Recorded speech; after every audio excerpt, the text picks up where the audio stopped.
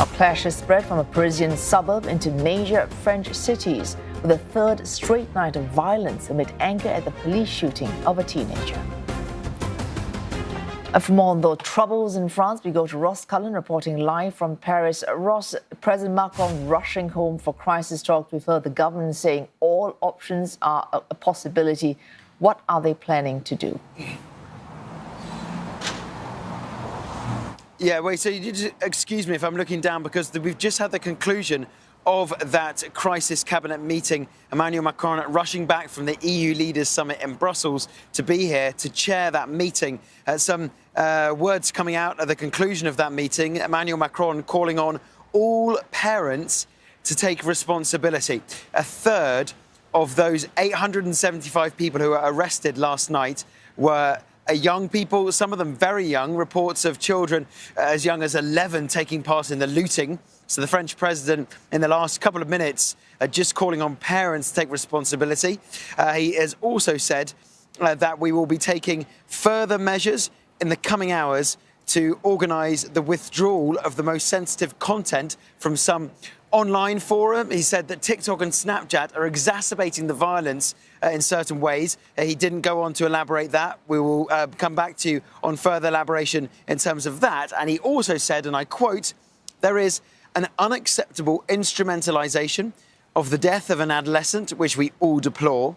Now is the time where we have to be respectful and remembrance." So he said that that is the focus. He previously said it's unforgivable and inexcusable, the killing of a young person. He also said it's inexcusable and intolerable to have this level of violence. So we are getting the breakup of that crisis cabinet meeting. We can expect, I'm sure, an increase in the number of police deployed around the streets of France this Friday evening.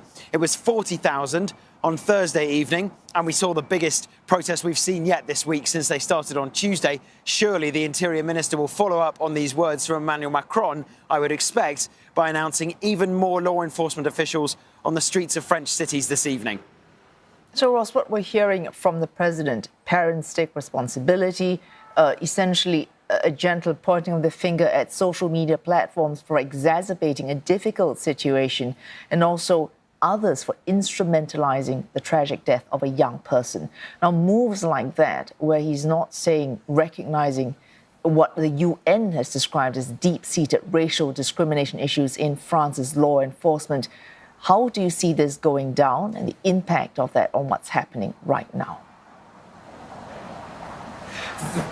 There is a feeling among many people living in these communities, which are often underprivileged. They feel they've been left behind, not just the adults, but they've said that the children also have this disconnect, and they don't feel as though they have a place that is respected and supported by the central state. And so there is going to have to be another focus from either the Prime Minister or other ministers this afternoon to try to ensure that they are listening to the anger, because as it began on Tuesday after the killing of Nael, the 17-year-old teenager, it was not just the fact that he had been shot dead by police. It was also the fact that the police had seemingly obfuscated their original account of what had happened, and then it had resurfaced all the old issues because the child, the boy who was shot dead, was of North African origin. Resurfaces all these issues of racial discrimination, and we've heard from the United Nations even today saying that France needs to take a good look